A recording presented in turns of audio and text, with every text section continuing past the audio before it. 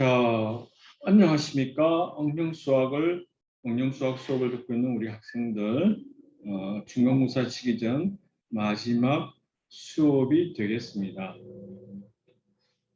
지난 시간에 여러분들이 무엇을 배웠나요? 최소 제곱법, 선형회귀에 관해서 공부를 했었죠. 그래서 오늘은 그 부분에 대해서 좀 마무리하고 미처 이야기하지 못했던 부분에 대해서 이야기를 하고 그 다음에 시험 문제에 관해서 한번 정리해 보도록 하겠습니다. 일단 화면 공유를 한번 해보겠습니다. 도어 시스템에 들어가게 되면 지난 강의, 온라인 강의에서 사용되어 있는 내용이 아닌 새로운 내용을 이제 추가해 놓았습니다. 번호 8번 최소 자승법 자료를 보시게 되면 뭐 이렇게 돼 있는데 PDF 파일로 올라가 있고 제가 최근에 책을 쓰고 있는 도중이거든요. 그래서 그 부분에 관해서 좀 내용을 정리를 해 놓았는데 그 아래 한글 파일 여러분들에게 PDF 파일로 가 있겠지만 그 내용을 오늘 조금 더 리뷰하면서 같이 고민해야 될 게 뭐가 있을까 그 부분에 관해서 한번 이제 공부를 생각을 같이 나눠보도록 할까요? 생각을 함께 하는 거죠. 그 내용을 이제 아이패드에서 띄워서 보도록 하겠습니다.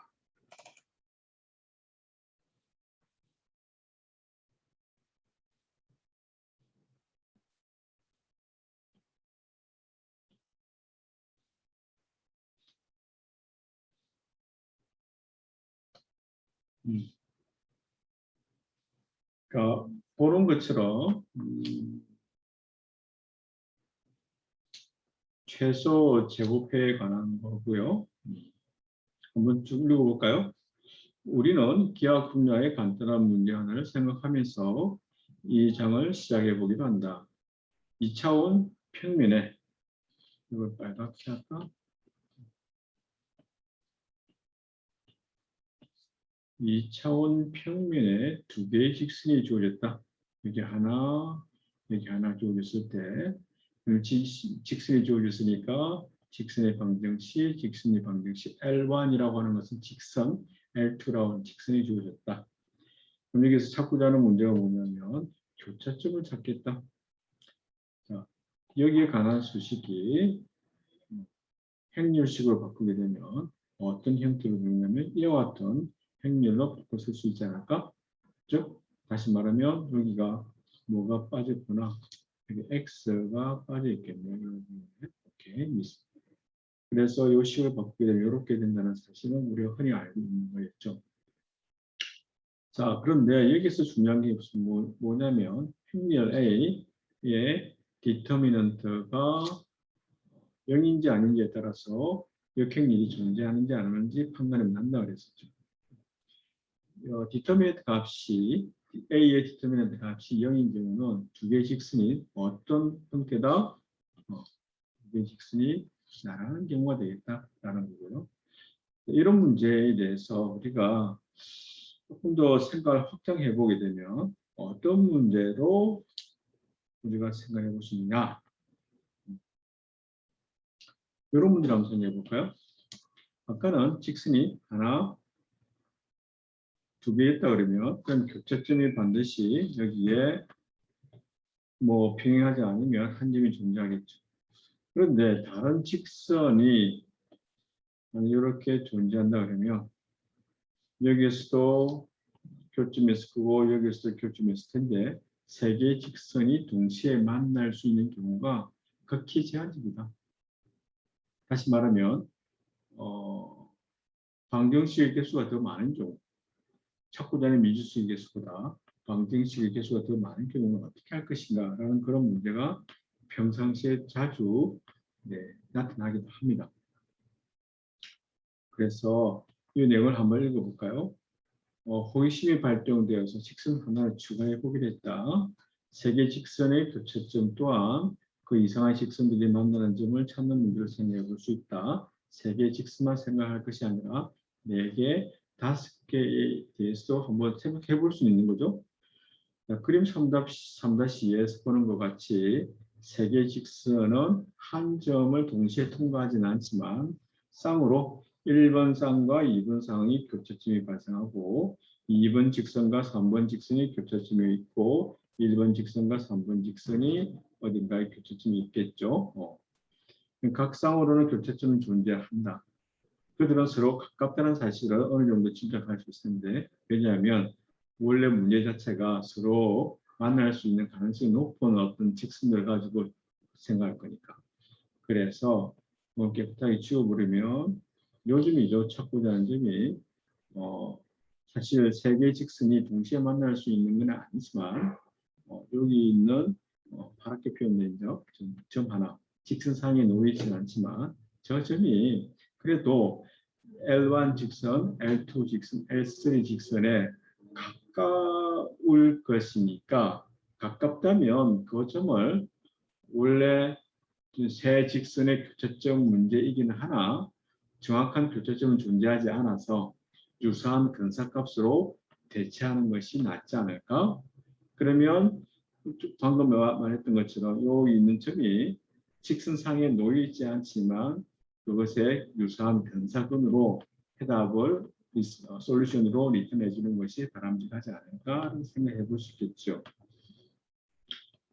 그래서 평면의 점 중에서 주어진 모든 직선에 여기서는 세 개 직선이 보고 세 개 직선에 가장 가깝다라고 하는 점을 찾는 문제로 문제 자체를 전환을 하는 것도 필요하다.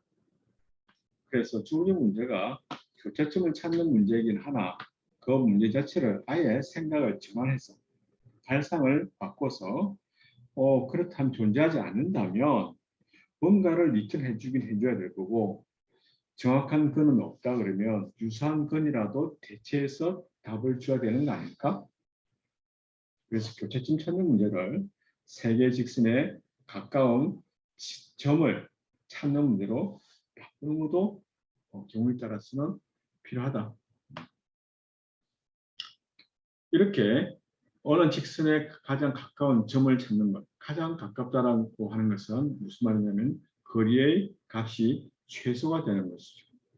그래서 우리가 보통 지난번에 이야기했던 것처럼 최소 제곱이라고 하는 것은 오차라고 하는 것을 제곱해서 계산하는 것, 그 놈의 최소, 제곱해서 최소값을 찾는 문제, 리스트 스퀘어 폼으로 이제 솔루션을 대체하는 것이 필요하다라는 거죠.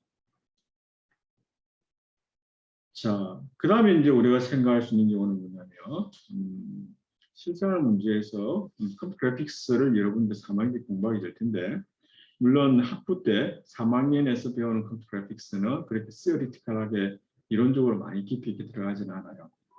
시각적으로 어떻게 보이게 할 것인가, 어떻게 3차원 가상세계 물체를 심플한 오브젝트를 만들고 그 다음에 그 놈을 2차원에 있는 컴퓨터 화면에 보이게 할 것인가에 대해서 주로 공부하게 될 텐데 그거보다도 조금 더 대학원에 가서 공부를 한다 그러면 여러 가지 디테일한 좀 문제가 많아요. 컴퓨터 그래픽스나 컴퓨터 비전이나 여러 개 이제 혼돈해서 사용하고 있는데 그래서 일반적인 문제로 주어진 점집합을 건사하는 최상의 곡선을 찾는 문제 또는 물체를 재구성하는 문제가 전문 분야에서는 많이 필요로 합니다. 예를 들면 일단 이걸 한번 읽어볼까요? 사람들은 물체를 보는 순간 이것이 무엇인지를 쉽게 알 수 있다.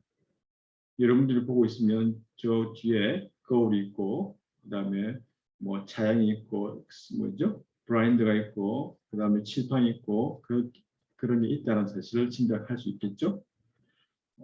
근데 그 모양이 직선 모양인지 아니면 원 모양인지를 직관적으로 알 수 있지만 여러분들이 스캐닝을 통해서 일단 사람이 아니라면 저것이 직선인지 아닌지 판단하는 것은 쉽지 않을 겁니다.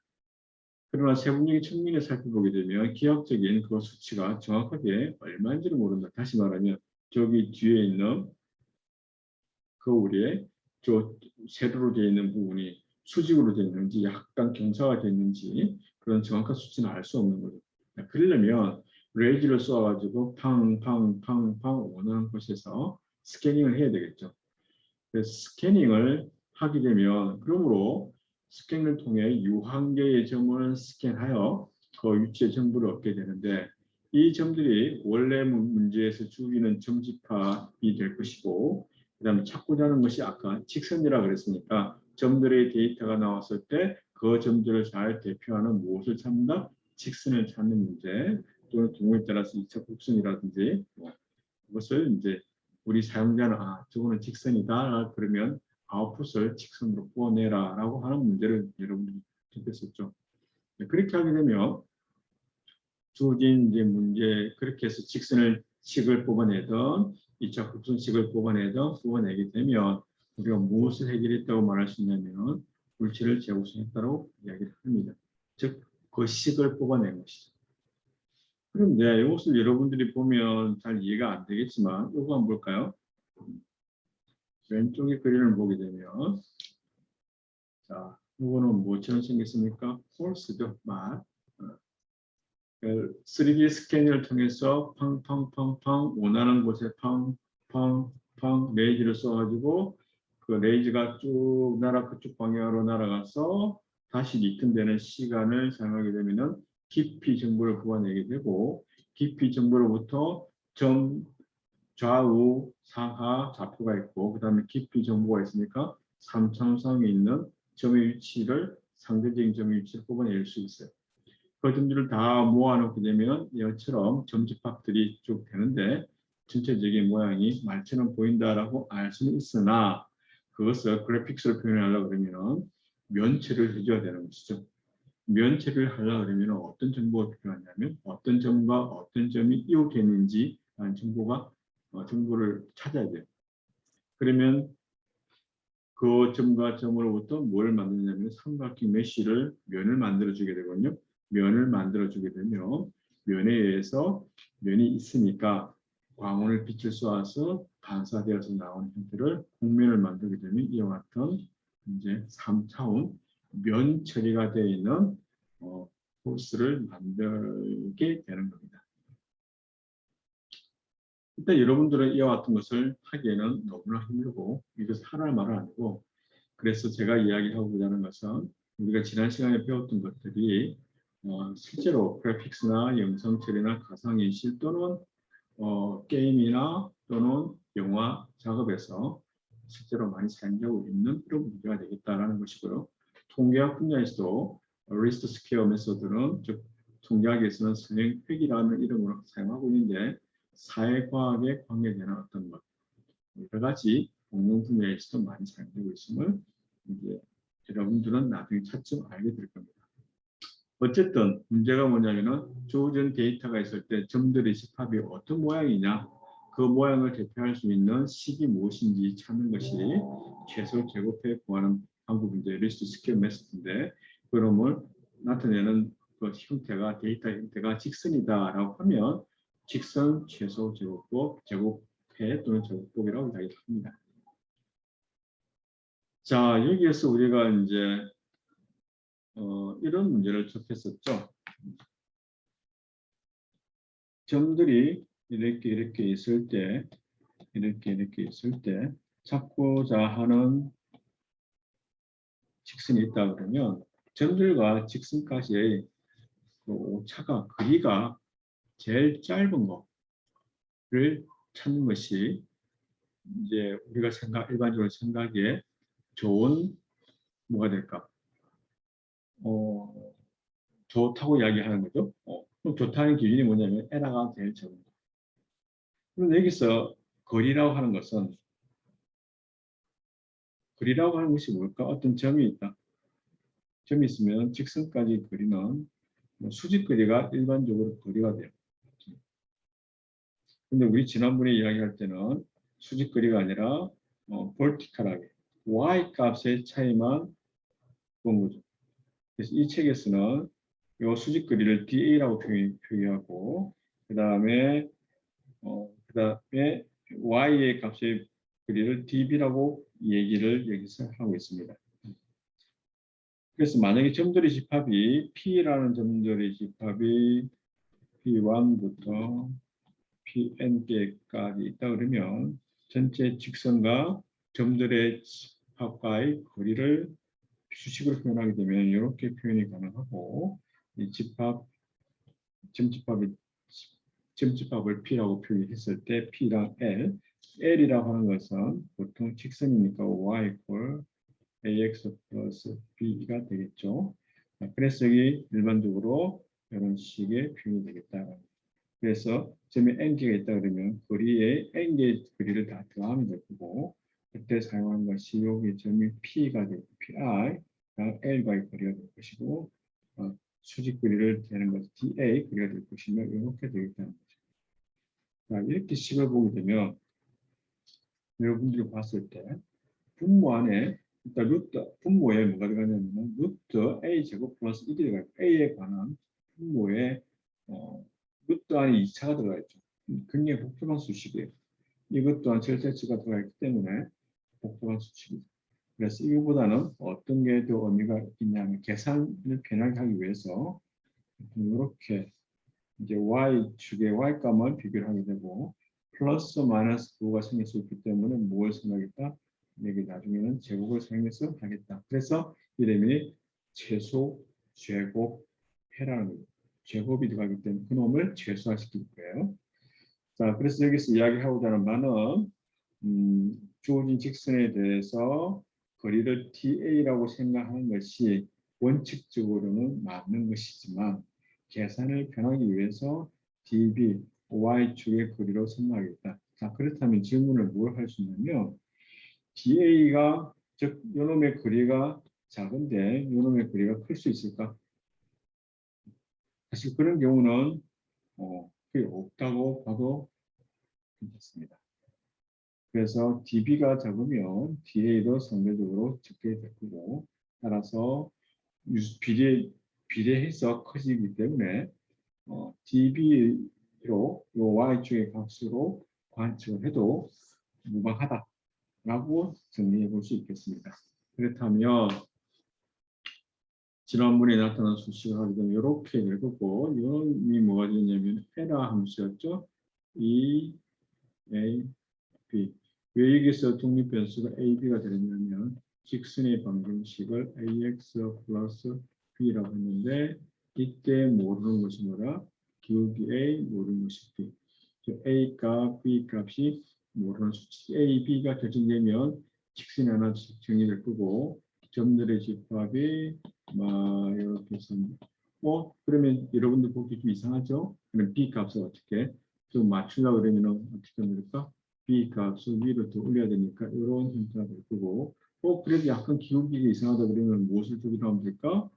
A 값을 조정해 낮추면 이런 형태가 되겠죠. 그래서 A, B가 독립변수 미지수로 작용된다.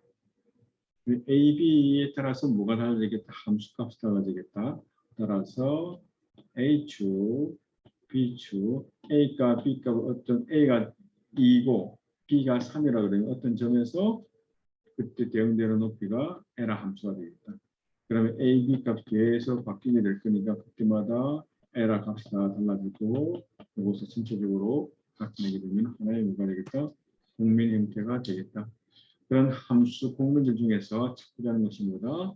제일 낮게 되는 최소값을 찾자. 최소값이 되도록하는 그때 A 프라임, B 프라임을 우리가 찾고자 하는 직선의 방정식 A 프라임, B 프라임이라고 생각하겠다라는 거죠. 자, 그런데 왜 질문이 왜 AX 플러스 B일까? 근데 여러분들이나 나나 봤을 때 저놈이 직선 모양 점들의 집합이 직선 모양에 가깝다고 판단했기 때문에 이 식을 쓰는 거고 만약에 점들의 집합이 이렇게 구성되어 있다. 그러면 이렇게 구성되어 있다. 그러면 직선이 아니고 어떻게 되는 것 같아요? 이렇게 구성되어 있다. 그러면 뭔가 약간의 2차 곡선 형태가 되지 않을까? 그럼 이제 여러분들 식을 어떻게 놓으면 되냐면 찾고자 하는 식을 Y 2차 곡선이라고 여러분들이 개수한다면 2차 곡선의 일반식이 2차 다음식 일반식이 AX 플러스 BX 플러스 C라고 놓을 수 있는 거죠. 그러면 여기서 미지수가 뭐냐면 A값, B값, C값은 모르는 거예요. A값, B값, C값을 어떻게 찾을 거냐? 에러가 최소화되도록 하는 그때 A, B, C가 무엇인지를 찾는 문제다 라는 겁니다. 식을 바꾸게 되면 N차에 관해서 M차에 관해서 식을 쓰게 되면 이렇게 복잡하게 나오고 이것 또한 뭐가 되죠? 연립 방정식 문제니까 단순하게 1학기 때 배웠던 가우스 조단 방법을 사용하게 되면 이때 찾고자 하는 것 A0, A1, A2, AM을 구할 수 있다는 것. 조금 전에 말했던 것처럼 요놈이 A가 되고 뭐 요놈이 B가 되고 요놈이 C가 되겠죠. A값, B값, C값을 찾는 식을 일단 여러분들이 찾는 방법을 1학기 때 배웠기 때문에 두려워할 필요 없어요. 이와처럼 데이터 개수가 많아지면 손으로 풀 수 있다 없다? 없기 때문에 어떤 일을 해야 되냐면은 알고리즘을 짜야 되겠다. 그래서 실제로 실생활 데이터를 사용하려고 그러면 데이터 크기가 점에 한 개, 두 개, 세 개 주어지고 그러지 않아요. 점의 개수가 많아지고 그다음에 차원도 높아지니까 어떤 것이 필요하냐면 슈도 코드 또는 알고리즘을 작성하는 방법을 여러분들이 알고 있어야 되겠다. 여러분들이 공부를 하다 보면 우리 과는 소프트웨어를 공부하는 학과이기 때문에 무엇을 잘해야 된다 그랬죠? 프로그래밍을 잘해야 된다 그랬잖아요. 내가 보기에는 프로그래밍을 잘하는 방법에는 크게 보면 두 가지가 있다고 볼 수 있는데 하나는 뭐냐면 어떤 기능들을 잘 알아서 또는 문법을 잘 알아서 또는 테크닉을 많이 알아서 원하는 형태를 문제가 없이 해결될 수 있도록 하는 능력이 있고요. 또 하나는 뭐냐면 문제를 잘 설정하고 그 문제를 잘 해결할 수 있는 내용 컨텐츠 안에 있는 내용을 프로그래밍 알고리즘을 어떻게 잘 짜느냐 두 가지가 있어요. 그래서 여러분들이 이제 배우고 있는 API, 객지 지향이라든지 그다음에 윈도우 프로그래밍이라든지 웹 프로그래밍 같은 경우에서는 선작, 앞선 이야기, 어떤 기능들, 입출력 문제, 그다음에 작동하는 문제 그런 것들에 관계되는 거고 저는 이 분야를 껍데기라는 표현을 쓰는데 프레임을 잘 다룰 수 있는 사람 그런 것을 잘하게 되면 프레임을 이제 전체 프레임을 잘 다룰 수 있는 사람이라고 보면 되고 그 또한 유명한 이제 프로그래머 또는 시스템 소프트웨어라고 생각하기도 하는데 저는 이제 두 번째 관점에서 여러분들의 능력을 좀 키워주고 싶다. 소프트웨어 알고리즘을 잘 짤 수 있도록 머리를 좀 많이 생각해서 여러분들이 그 어떤 일어나는 작업들을 규칙화해서 작업이 원하는 결과를 뽑아낼 수 있도록 하는 알고리즘을 잘 짜는 능력을 길러주길 원한다. 그래서 지금까지 이번에 시험 범위에 들어가는 내용도 여러 가지 있는데 그 내용들을 보게 되면 뭐 보관법이라든지 그 다음에 베이직 커브라든지 그 다음에 최소값 찾는 문제라든지 그런 것들을 데이터가 많아지면 뭐가 필요하다고 알고리즘을 짜야 되겠죠. 그래서 여러분들 이런 걸 잘 짜게 되면 물론 이런 것 또한 다 잘 다루기 위해서는 자료 구조를 또 어떻게 디자인을 하느냐에 따라서 또 효율성이 또 달라지기도 해요. 일단 머리를 좀 많이 쓰면 좋겠다 하는 게 제 바람이고 그래서 아까 A 2차 곡선에 해당되는 거라 그러면 이런 수식으로 정리가 될 거고 3x3 행렬을 푸는 문제이기 때문에 어려움 없이 풀 수 있겠다라는 거고요. 자, 그 다음에 이 분야는 여러분들이 나중에 시간 되면 한번 읽어보기를 바라고 그 다음에 내용이 변이 데이터 문제인데 이런 문제를 한번 봅시다. 여기 있는 그림을 좀 전에 데이터가 이렇게 있는데 한 점만 달랑 떨어져 있어요. 색깔이 좀 이상한가?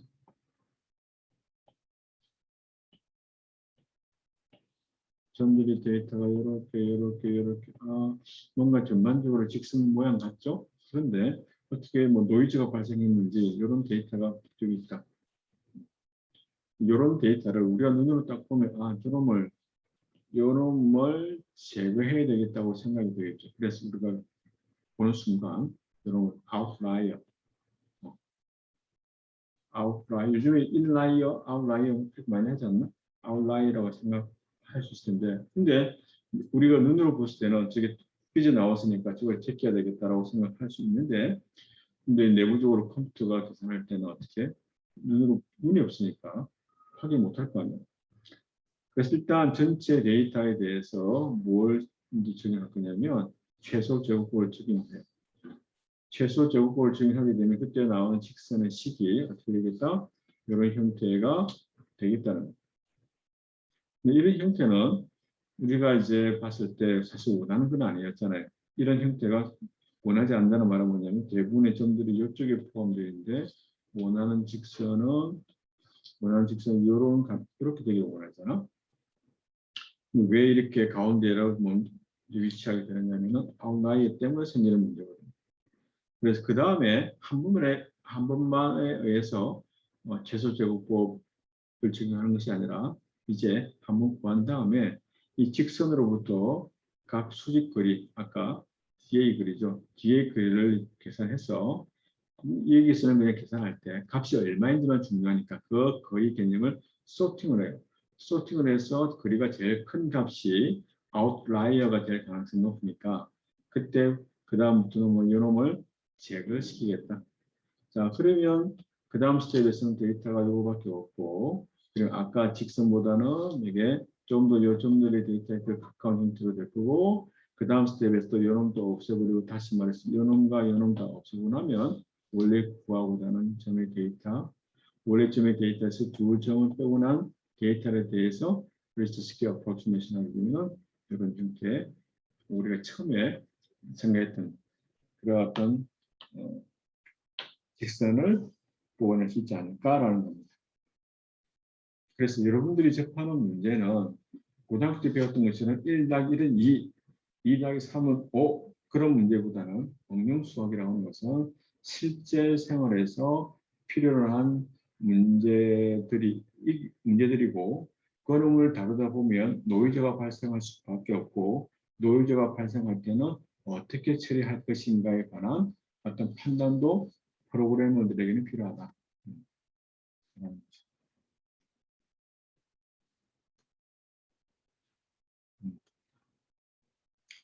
자, 그 다음에 이제 시험에 관해서 간단하게 언급을 하자면 최소값 문제가 나올 것 같고 2분 함수를 하나 주고 도함수의 정의를 이용해서 도함수의 정의를 이용해서 도함수를 구하는 문제가 나올 것 같고 그 다음에 초월함수의 특정 값을 집어넣었을 때 테일러 정리를 시켜서 그 값을 그래서 값을 뽑아내는 문제가 나올 것 같고 죄송합니다. 그 다음 또 문제가 뭐냐면 그 다음에 또 여러 가지가 있었죠. 전화가 갑자기 와서 정신이 없네요. 미분법 방정식을 푸는 게 중요하잖아요. 최소값 찾을 때 미분값이 0이 되도록 점을 찾는 문제니까 방정식 푸는 방법에는 네 가지가 있다 그랬고 네 가지에 관한 방법이 그림으로 설명할 수 있어야 된다. 그리고 함수가 주어졌을 때 그 함수에 대해서 네 가지 방법에 대해서 몇 번째 건까지 찾을 수 있어야 되겠다. 그 다음에 알고리즘을 보고 그것이 어떤 방법인지 확인할 수 있는 능력도 있어야 되겠죠. 그 다음 공부한 내용이 뭐냐면 보관법을 이야기했죠. 주어진 데이터들이 있고 그 데이터를 지나는 1차 직선이든 2차 곡선이든 3차 곡선이든 뽑아내는 거고 3차 곡선을 뽑아냈기 때문에 데이터에 있지 않는 위치에서의 함수값을 물어볼 수 있어요. 지난번 강의 자료에 라그랑지 방법, 뉴턴 방법에 대해서 어떻게 주어진 데이터를 보관 방식 구하는 문제 강의 마지막 부분에 있었죠. 그런 어떤 문제도 풀어보면 좋겠네요. 자, 그 다음에 이제 나온 게 뭐냐면은 리스트 스퀘어 어프로치메이션 지난 시간과 오늘 이 시간에 공부했네요. 즉 데이터 점의 몇 개를 주어주고 리스트 스퀘어 메소드로 원하는 직선을 구하여라 라는 문제를 이제 손으로 풀 수 있도록 하는 문제를 나왔습니다. 시험 문제는 이 정도에서 나올 것 같고, 일단 여러분들이 이제 문제를 딱 하나 만들어 놓고, 즉 강의 자료에 있는 문제를 그대로 생각하고, 강의 내용을 이제 보지 말고 혼자서 계산할 수 있으면 시험 치는데 큰 문제가 없다고 생각됩니다. 자, 그래서 오늘 여기까지 공부한 것까지 시험 범위라고 생각하고 공부해 주길 바랍니다.